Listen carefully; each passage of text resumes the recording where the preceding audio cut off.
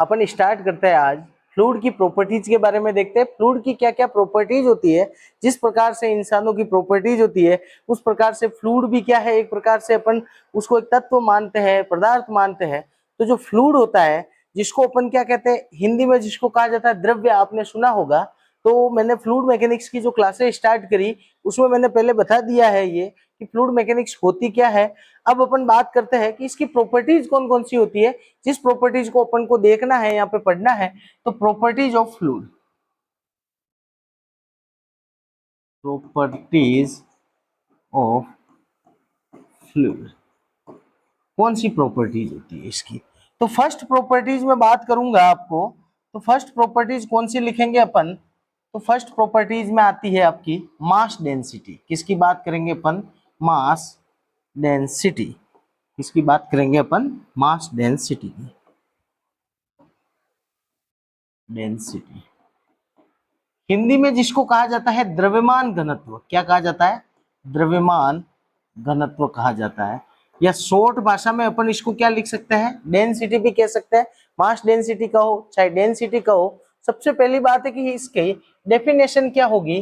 तो इसका जो फॉर्मूले से ही अपन इसकी डेफिनेशन बनाना सीखते हैं। तो इसका जो फॉर्मूला होता है वो फॉर्मूला क्या है, तो मास पर यूनिट वॉल्यूम होता है। क्या होता है, मास पर यूनिट वॉल्यूम होता है। इसकी जो डेफिनेशन अपन लिखेंगे तो मास present in per unit, mass present in per unit volume is called mass density. क्या कहेंगे, मास डेंसिटी। अगर अपन अलग से लिखी जाए डेफिनेशन तो वो इस प्रकार से, इस फॉर्मूले को देखते हुए अपन लिख सकते हैं। इसको रो से डिनोट किया जाता है। किससे डिनोट करेंगे, रो से। क्योंकि किसी का भी प्रतीक लगाना बहुत ही जरूरी होता है और प्रतीक चिन्ह बहुत ही जरूरी होता है। इस प्रकार से डेंसिटी का अपन ने प्रतीक चिन्ह क्या ले लिया, रो ले लिया। उस रो को तो अपने क्या है, मास ऊपर है वॉल्यूम नीचे है, तो अपन क्या लिख सकते हैं, ratio of mass to volume. ये भी लिख सकते हैं अपन। दोनों का क्या है, ये रेशियो है। अब देखो इसका सबसे पहली बात है कि इसकी यूनिट अपन को याद होनी चाहिए। तो यूनिट कौन सी होगी, तो यूनिट अपन एमकेएस में पढ़ते हैं, सीजीएस प्रणाली में पढ़ते हैं, तीसरा होता है एफपीएस प्रणाली। ठीक है, तो इस तीनों प्रणालियों में अपन क्या करते हैं, एमकेएस को ज्यादा मानते हैं। और एमकेएस की यूनिट इसकी क्या हो जाएगी, मीटर किलोग्राम सेकेंड में अगर इसकी यूनिट देखेंगे तो मास को अपन किस में लिया जाता है, तो केजी में लिया जाता है। तो मास की यूनिट हो गई आपकी केजी। और वॉल्यूम को किस में लिया जाता है, तो सिंपल सी बात है कि अगर मैं लेंथ की बात करूंगा तो लेंथ को हमेशा मीटर में लिया जाता है, एरिया को हमेशा लिया जाता है मीटर स्क्वायर में। और वॉल्यूम है अगर, तो वॉल्यूम का जो फॉर्मूला मैं बताता हूं आपको वॉल्यूम का, तो एरिया इंटू क्या कर देते हैं अपन, हाइट कर देते हैं। और एरिया का मीटर स्क्वायर हुआ और हाइट का मीटर हुआ, इसका मतलब ये क्या हो जाएगा, मीटर क्यूब हो जाएगा। इस प्रकार से अपन देखते हैं तो वॉल्यूम का क्या हो जाएगा, मीटर क्यूब हो जाएगा। तो ये इसकी क्या होगी, यूनिट होगी। तो यूनिट ऑफ मास डेंसिटी, बहुत जगह पे आपको ये यूनिट पूछी जाती है। चाहे आप कोई सा भी एग्जाम दे दो, गवर्नमेंट का एग्जाम दो, बहुत ही सिंपल क्वेश्चन है, ये पूछा नहीं जाता। लेकिन इसके यूज जहां पे भी होते हैं वहां से क्वेश्चन अपने आते रहते हैं। आगे अपन देखते हैं मास डेंसिटी। अब इसके डायमेंशन, डायमेंशन की बात करेंगे, वीमा, हिंदी में जिसको कहा जाता है वीमा। डायमेंशन या हिंदी में कहा जाता है इसको वीमा। कैसे लिखेंगे अपन, तो केजी, केजी को किस में, मास है, तो मास को हमेशा किस में लिया जाता है, तो वहां पे अपन एमएलटी फॉर्म में लेते हैं। किसमें, एमएलटी फॉर्म में। अगर मास है तो उसको तो एम फॉर्म में लेना है। अगर लेंथ है किसी भी प्रकार की तो एल फॉर्म में आ जाएगी। और टाइम है तो वो इस फॉर्म में आ जाएगा। चाहे वो सेकेंड में होगा तो भी अपन टी में लेंगे। इसकी विमा क्या बन गई, तो m1 हो गया, एल, एल अब नीचे है 3, ऊपर जाएगा तो क्या हो जाएगा, -3। और टी क्या हो जाएगा आपका 0। ये हो गई आपकी विमा। ये विमा बहुत बार पूछी जाती है, डायमेंशन बहुत ही एग्जामों में पूछी जाती है। चाहे आप कोई सा भी गवर्नमेंट एग्जाम, जेईएन का एग्जाम ले लो, चाहे 12th का एग्जाम ले लो, चाहे आप जेई का एग्जाम ले लो, नीट का एग्जाम लो, कोई सा भी एग्जाम लोगे, यहाँ से आपका क्वेश्चन एक न एक बैठता ही है और हमेशा आता है। ठीक है, अपन बात करते हैं ये जो है ये किसके ऊपर डिपेंड, किसके ऊपर रहती है, ये डेंसिटी है वो डिपेंडेंट किसके ऊपर है, तो डिपेंडेंट की बात करेंगे। नेक्स्ट स्लाइड पे आ जाते हैं। तो डेंसिटी डिपेंडेंस, डेंसिटी डिपेंड्स, किसके ऊपर डिपेंड रहेगी डेंसिटी, तो सबसे पहली बात है कि टेम्परेचर की बात करेंगे। क्या करेंगे अपन, टेम्परेचर। टेम्परेचर अगर मैंने किसी भी लिक्विड का अगर टेम्परेचर मैंने बढ़ा दिया, समझना एक बात को, किसी भी लिक्विड का अगर टेम्परेचर मैंने बढ़ा दिया तो उसका क्या हो जाएगा, वॉल्यूम क्या हो जाएगा आपका, बढ़ जाएगा, वॉल्यूम बढ़ेगा। और वॉल्यूम बढ़ना इसका मतलब आपका जो फॉर्मूला था रो का, वो रो का फॉर्मूला था केजी पर मीटर क्यूब, या अपन बात करते हैं मास पर यूनिट वॉल्यूम था। अगर मेरा वॉल्यूम अगर बढ़ा है तो वॉल्यूम बढ़ेगा तो रो क्या हो जाएगा आपका, कम हो जाएगा। ये तो टेम्परेचर का प्रभाव था उसके ऊपर, किसके ऊपर, डेंसिटी के ऊपर। क्योंकि देखो किसी न किसी प्रॉपर्टीज के ऊपर किसी भी का प्रभाव होता है, उसी प्रकार से अगर अपन फ्लूइड की बात करेंगे तो फ्लूइड की डेंसिटी के ऊपर टेम्परेचर का प्रभाव इस प्रकार से दिखेगा। दूसरा होता है प्रेशर का, किसका होता है, प्रेशर का।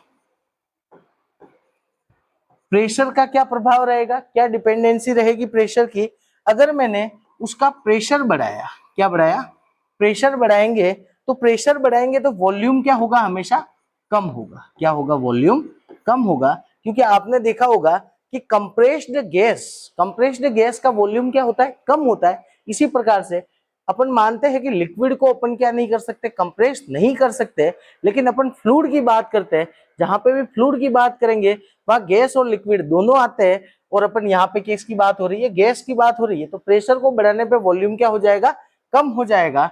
जैसे ही वॉल्यूम कम हुआ इसका मतलब उसकी डेंसिटी क्या हो जाएगी, बढ़ जाएगी। तो ये दूसरी जो डिपेंडेंसी है प्रेशर की वो इस प्रकार से है, density is a function of temperature and pressure.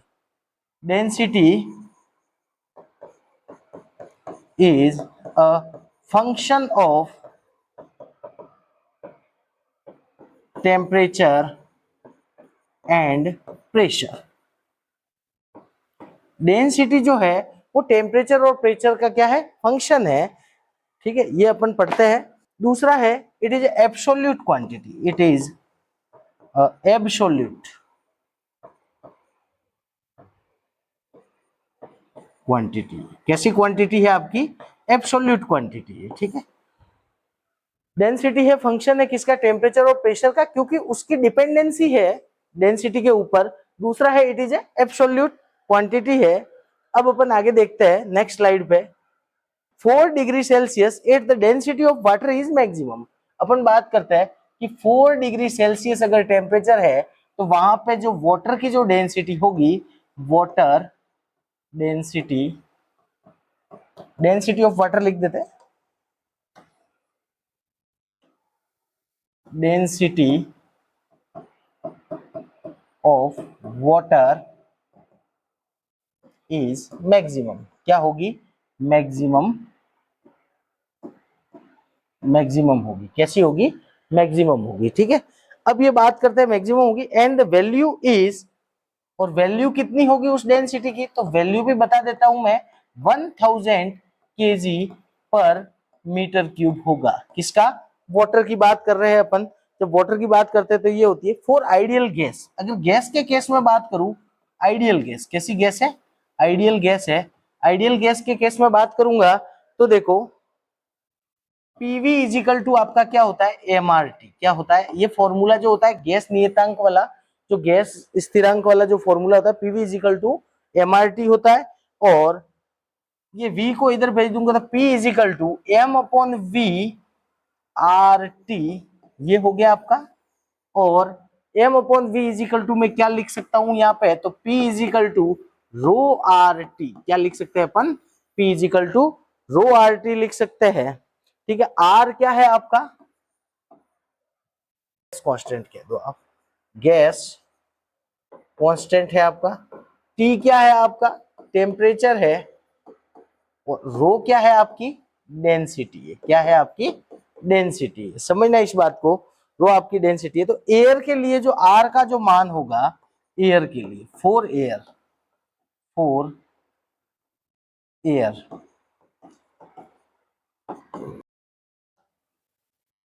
287 0.287 kg।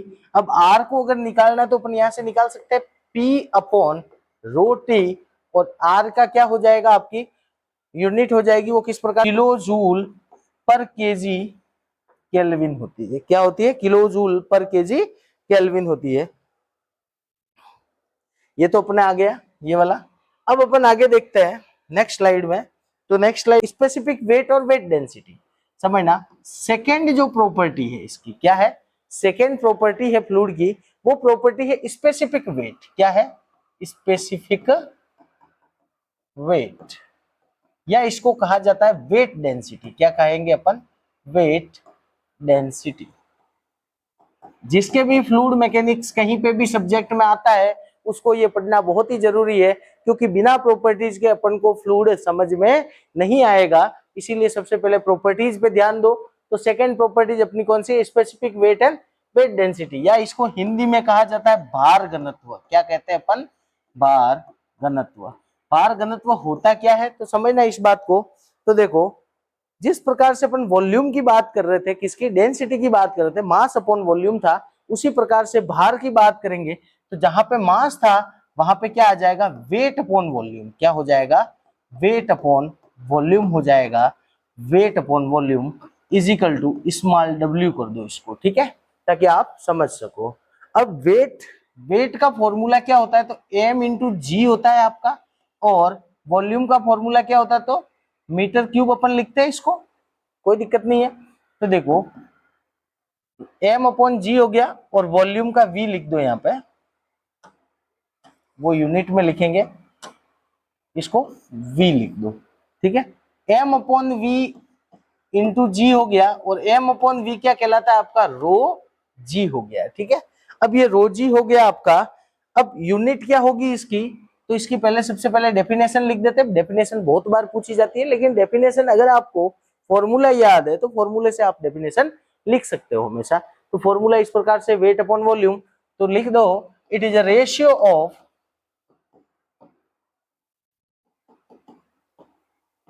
Wait to volume, weight to volume, ये भी लिख सकते हैं।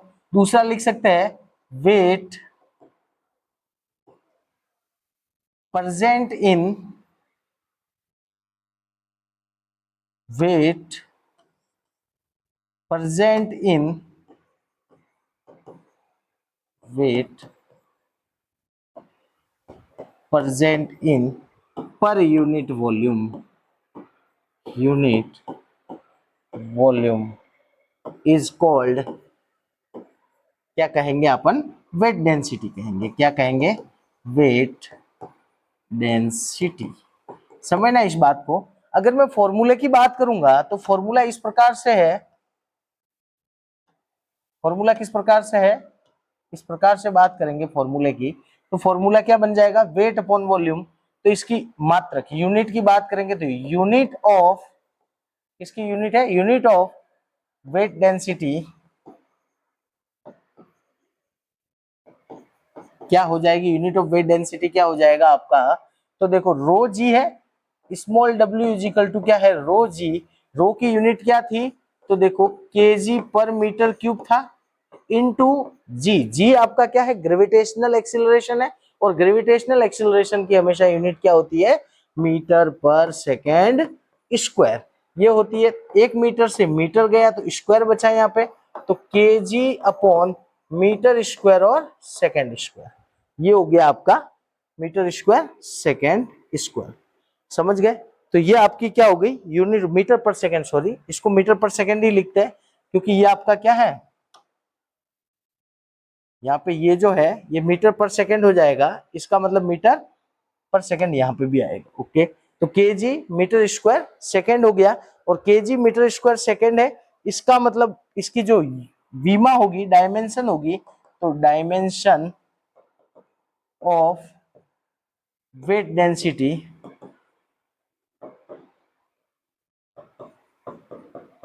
इज इक्वल टू केजी का क्या हो जाएगा m1 L-2 और T-1, ये हो जाएगी इसकी विमा। तो ये भी याद रखना है। स्पेसिफिक वेट हो गया या वेट डेंसिटी, ये भी बहुत बार क्वेश्चनों में पूछा जा चुका है। ठीक है, ये सेकेंड वाली अपनी प्रॉपर्टीज हो गई आपके। थर्ड प्रॉपर्टीज जो अपन बात करेंगे वो हो जाएगी, स्पेसिफिक वेट भी किस किस के ऊपर डिपेंड रहता है, तो ये भी याद रखना है। It is depends on temperature, temperature के ऊपर डिपेंड्स रहेगा, क्योंकि अगर डेंसिटी अगर डिपेंड्स है टेम्परेचर के ऊपर तो आपका स्पेसिफिक वेट भी डिपेंड करेगा। टेम्परेचर हो गया, प्रेशर हो गया आपका, तो ये सारी चीजें हैं, टेम्परेचर हो गया, प्रेशर हो गया, और लोकेशन पे, किस पे, लोकेशन पे, क्योंकि आपकी क्या है, जी भी साथ में है। तो जी साथ में है, अगर ग्रेविटेशनल वेलोसिटी साथ में है, इसका मतलब वो लोकेशन पर भी डिपेंड करेगा। अब नेक्स्ट स्लाइड से समझते हैं। सबसे पहली बात है कि अपन ने जब मास डेंसिटी की बात की तो वो एब्सोल्यूट प्रॉपर्टी, लेकिन अगर स्पेसिफिक वेट की जब मैं बात करूंगा, समझना, it is a relative quantity. कैसी है, रिलेटिव क्वांटिटी है। एब्सोल्यूट क्वांटिटी क्या थी, तो mass density is absolute quantity, but specific weight या weight density is a relative quantity because it varies place to place. क्यों ये रिलेटिव क्वांटिटी है, तो it is varies place to place, place to place, क्योंकि इसका जब मैं formula बताया आपको तो small w is equal to rho जी था, और जो g है वो क्या करता है, प्लेस टू प्लेस क्या करता है, वेरी करता है, इसीलिए ये क्या है, रिलेटिव क्वांटिटी है। अगर आपका क्वेश्चन आता है कि specific weight is absolute quantity and relative quantity, तो आपका आंसर होना चाहिए it is a relative quantity not is a absolute quantity, क्योंकि आपकी जो डेंसिटी है उसमें जी नहीं था, यहाँ पे आपका क्या आ रहा है, जी आ रहा है, ग्रेविटेशनल वेलोसिटी आ रही है। अब अपन बात करेंगे value of G is different different at different different location. G की वैल्यू क्या होती है, अलग अलग होती है अलग अलग लोकेशन पे। तो जब मैं रो की बात करूंगा, पानी की H2O, जो जल की जो रो होगी, डेंसिटी होगी, वो कितनी होती है, याद रखना, 1000 kg पर मीटर क्यूब होती है। और रो, अब मैं बात करूंगा मर्क्यूरी की, Hg की, पारे की बात करूंगा तो 13,600 kg पर मीटर क्यूब होती है। और अगर मैं अपन ऑयल की बात करते हैं, किसकी बात करेंगे, ऑयल की, एयर का तो मैं बता दूंगा, ऑयल की बात करेंगे, जब अपन गैस पढ़ेंगे तो एयर का भी आएगा, वहां पे एयर का बता दूंगा। ऑयल का कितना होता है, तो ऑयल का होता है 700 kg पर मीटर क्यूब। तो आपने जब आप ऑयल लेने जाते हो तो वो हमेशा लीटर में देते हैं आपको, केजी में नहीं आती कोई भी पैकिंग। आप घी लेने जाते हो या कुछ भी अगर तरल पदार्थ आप लेने गए हो शॉप पे, तो वहां पे आपको क्या मिलेगा, लीटर में मिलेंगे डिब्बे, सारा 1 लीटर है 2 लीटर है, क्योंकि अगर वो ये लीटर में देगा तो 1 लीटर में कितने ग्राम होंगे, 700 ग्राम ही आपका आएगा, मटेरियल आएगा। जैसे आपने अगर घी ले लिया डिब्बे वाला, तो उसके ऊपर जैसे 900 ग्राम लिखा हुआ होता है, लेकिन वो 1 लीटर होता है, तो वो डेंसिटी के कारण से होता है। डेंसिटी इज ए बहुत ही इंपॉर्टेंट चीज है। ठीक है, आप अगर डेली लाइफ में अगर देखा जाए तो हर चीज में आपको डेंसिटी की डेफिनेशन आनी ही चाहिए, हर एक इंसान को आनी चाहिए, जो भी पढ़ रहा है और जो नहीं पढ़ रहा है उसको भी डेंसिटी के बारे में, घनत्व के बारे में समझना होगा, और जरूरी है ये। 1 kg और 1 litre water, oil and mercury, समझना। एक अपने पास में क्वेश्चन आ गया, क्वेश्चन किस प्रकार से क्वेश्चन है, तो देखते हैं। व्हाट इज अ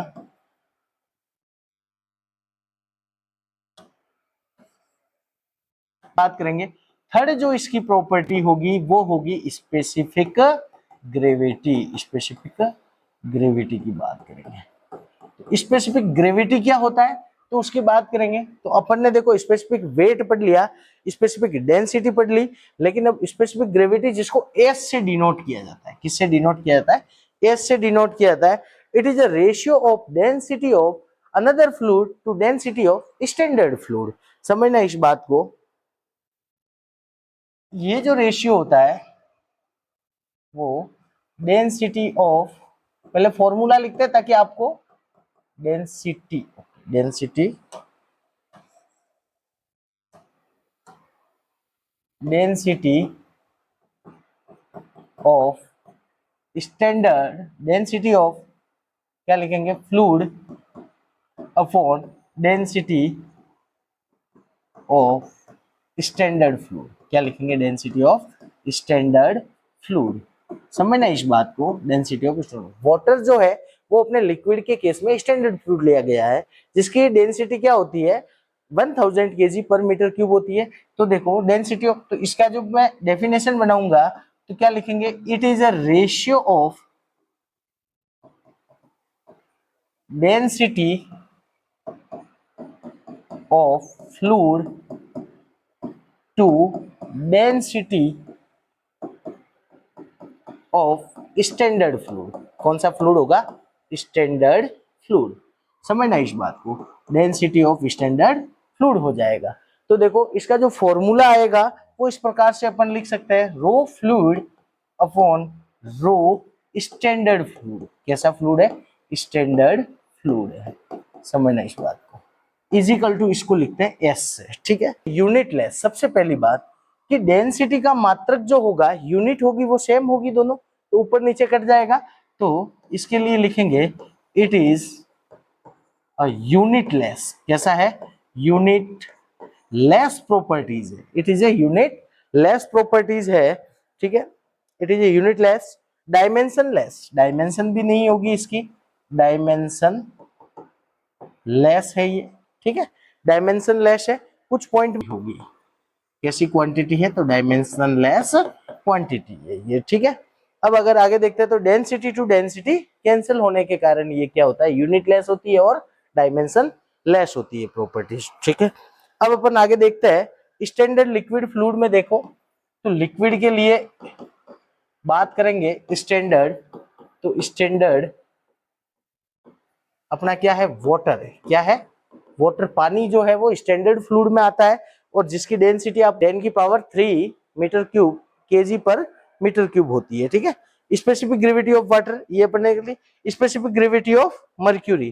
तो मर्क्यूरी की स्पेसिफिक ग्रेविटी कैसे निकालेंगे, तो मर्क्यूरी की स्पेसिफिक ग्रेविटी क्या होती है, तो देखो 13,600 डिवाइडेड बाय स्टैंडर्ड फ्लूइड कितना है, 1000 है अपना वाटर का, तो कितना हो गया 13.6 जो है वो आपका क्या है, स्पेसिफिक ग्रेविटी है। कैसी है, स्पेसिफिक ग्रेविटी ऑफ मर्क्यूरी है, मर्क्यूरी की स्पेसिफिक ग्रेविटी। अब अपन आगे देखते हैं, इस प्रकार से ये स्पेसिफिक ग्रेविटी किसकी है, मर्क्यूरी की है, ठीक है। रिलेटिव रिलेटिव डेंसिटी, समझना इस बात को, मैंने आपको मास डेंसिटी पढ़ाया, मास डेंसिटी इज एब्सोल्यूट क्वांटिटी है, ठीक है। दूसरा आपका क्या था, स्पेसिफिक डेंसिटी पढ़ाई या वेट डेंसिटी पढ़ाई, वो आपकी क्या है, आपका एब्सोल्यूट नहीं है, वो एब्सोल्यूट नहीं है क्योंकि वो एक जगह से दूसरी जगह वेरी करती है, इसका मतलब वो क्या है, रिलेटिव क्वांटिटीज में आती है।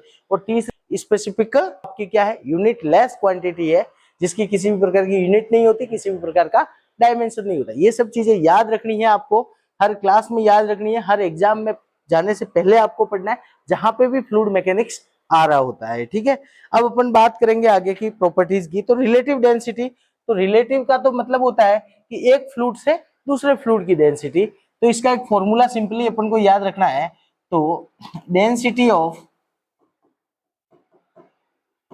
Fluid upon density of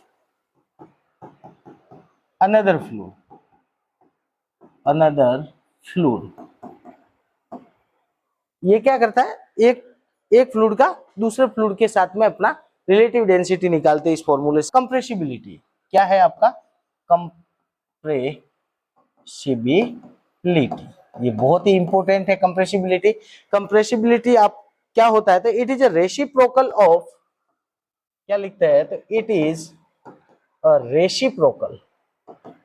reciprocal of, व्युत्क्रम है, किसका व्युत्क्रम है ये, तो reciprocal of bulk modulus. Bulk bulk modulus का क्या है, ये रेसिप्रोकल है मॉडुलस ऑफ इलास्टिसिटी। समझना इस बात को, बक मॉडुलस ऑफ इलास्टिसिटी का क्या है, रेसिप्रोकल है।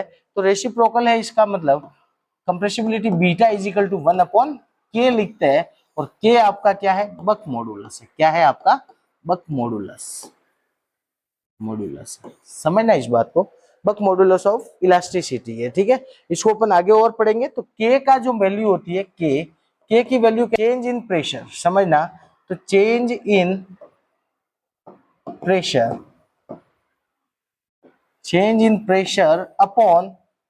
प्रेशर अपॉन नल चेंज इन वॉल्यूम, या फिर वॉल्यूमेट्रिक स्ट्रेन, या फिर इसको क्या लिखा सकता है, और वॉल्यूमेट्रिक स्ट्रेन। जब आप सोम पढ़ते हो, समझना इस बात को, ये जो के की जो वैल्यू आती है, बक मॉडुलस कहाँ से आता है, तो इलास्टिसिटी से आता है। और इलास्टिसिटी अपन कहाँ पढ़ते हैं, तो सोम में पढ़ते हैं, स्ट्रेंथ ऑफ मटेरियल में पढ़ते हैं, जहां पे अपन क्या करते हैं, बक मॉडुलस निकालते हैं। तो बक मॉडुलस का ये होता है कि जब अपन स्ट्रेन की बात करते हैं, जैसे अपन लीनियर स्ट्रेन की बात करेंगे, लेटरल स्ट्रेन की बात करेंगे, उसी प्रकार से एक वॉल्यूमेट्रिक स्ट्रेन होती है।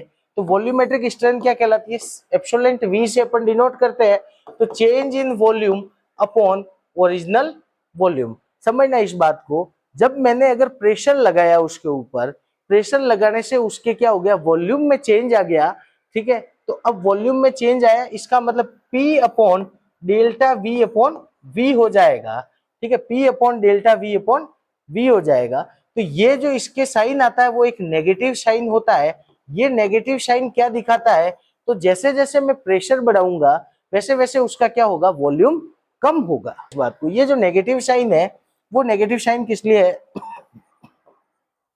तो जब मैंने प्रेशर को इंक्रीज किया तो आपका वॉल्यूम क्या हो गया, कम हो गया। क्या हो गया, कम हो गया। तो सोम की चीजें भी कुछ पढ़नी पड़ेगी आपको, स्ट्रेंथ ऑफ मटेरियल की चीजें भी कुछ याद होनी चाहिए जब अपन ये पढ़ रहे होते हैं, ठीक है। तो K इज इक्वल टू, मैं ये लिख सकता हूँ, K is equal to change in pressure, तो डेल्टा P लिख सकता है, और वॉल्यूमेट्रिक स्ट्रेंथ को क्या लिखा सकता है, एप्सिलॉन V लिख सकते हैं, ठीक है। तो एप्सिलॉन V, और ये आएगा आपका नेगेटिव साइन के साथ में, ठीक है। तो नेगेटिव साइन का मतलब यही होता है कि जब आपका प्रेशर को बढ़ाया गया तो आपकी वॉल्यूम क्या हो गया, आपका डिक्रीज हो गया, कम हो गया, ठीक है। रेसिप्रोकल करता हूं, तो रेसिप्रोकल करेंगे तो क्या लिखेंगे अपन, तो beta is equal to 1 upon K जो लिखा गया, तो 1 upon delta P upon epsilon V भी लिख सकते हैं। तो epsilon V upon delta P, ये क्या कहलाएगा आपका, बल्क मॉडुलस का कंप्रेसिबिलिटी कहलाएगा। क्या कितनी होगी, तो डेल्टा V तो आपका क्या, एप्सिलॉन V क्या है, डेल्टा V अपॉन V है, अपॉन डेल्टा P है। समझना इस बात को, डेल्टा V अपॉन V, ये तो क्या हो गया आपका, कट गई, यूनिट कट गई ना, वॉल्यूम की यूनिट यहाँ पे भी है और यहाँ पे भी है, तो वॉल्यूम की यूनिट तो क्या हो जाएगी, कट जाएगी, कैंसिल हो जाएगी। क्या होती है, पास्कल होती है। क्या होती है, पास्कल होती है। तो यूनिट क्या बन जाएगा इसका, यूनिट ऑफ कंप्रेसिबिलिटी, कंप्रेसिबिलिटी क्या बन जाएगी, यूनिट क्या बन, 1 अपॉन पास्कल। क्या हो जाएगी, 1 अपॉन पास्कल हो जाएगी। और के की यूनिट जो होती है वो पास्कल होती है। जब मैं के की बात करूंगा, बल्क की बात करूंगा, बक मॉडुलस की, बक मॉडुलस, तो वो यूनिट होती है इसकी, वो क्या हो जाती है, पास्कल हो जाती है। बहुत छोटे छोटे क्वेश्चन है और ये हर बार एग्जाम में आते हैं। जहां पे भी आप ऑब्जेक्टिव देखोगे, जेईएन का एग्जाम देखो, वहां पे भी आपको मिलेंगे ये क्वेश्चन। तो इसकी यूनिट कितनी होती है, पास्कल होती है। इसकी डायमेंशन क्या होती है, डायमेंशन कहो, वीमा कहो, तो वो कितनी होती है, तो पास्कल का मतलब क्या होता है, मीटर स्क्वायर। पास्कल को क्या लिखा जाता है, तो न्यूटन पर मीटर स्क्वायर। और इसकी डायमेंशन क्या होगी, तो न्यूटन। न्यूटन को सोल्व करेंगे, तो न्यूटन को कैसे सोल्व करेंगे, तो देखो आपको MKS में लेना पड़ेगा पहले। तो न्यूटन इज इक्वल टू क्या होता है, फोर्स। फोर्स की बात करूंगा तो फोर्स इज इक्वल टू क्या होता है, M इंटू ए होता है, kg metre per second square. समझना इस बात को। तो न्यूटन, न्यूटन को हटा देंगे यहां से, तो kg metre per second square into metre square, 1 metre से मीटर गया तो kg मीटर सेकेंड स्क्वायर हो गया। और इस यूनिट को अपन लिखेंगे तो kg को किससे लिखा जाता है, m1 l माइनस 1 और t माइनस 2। ये तो हो गई k की, हो गई बल्क मॉडुलस की, हो गई। अब अपन कंप्रेसिबिलिटी की बात यहां कर रहे थे, तो 1/पास्कल है, तो जस्ट उल्टा हो जाएगा। पास्कल की यूनिट ये होती है, तो 1/पास्कल है, इसका मतलब इसका उल्टा हो जाएगा, तो metre per second square upon kg हो जाएगा। तो यहाँ पे यूनिट कैसे लिखेंगे, डायमेंशन, डायमेंशन कैसे लिखेंगे इसकी, तो मीटर है तो देखो m -1 L1 और T2 हो जाएगी। ये डायमेंशन ऑफ कंप्रेसिबिलिटी ये है, यूनिट ऑफ कंप्रेसिबिलिटी ये हो गया, बल्क मॉडुलस की डायमेंशन ये हो गई और यूनिट ऑफ बल्क मॉडुलस ये हो गया। ये चारों चीजें बहुत रियर पूछी जाती है, वो पूछने पे आपको आंसर ये होना चाहिए, तो आपका आंसर सही है। ठीक है,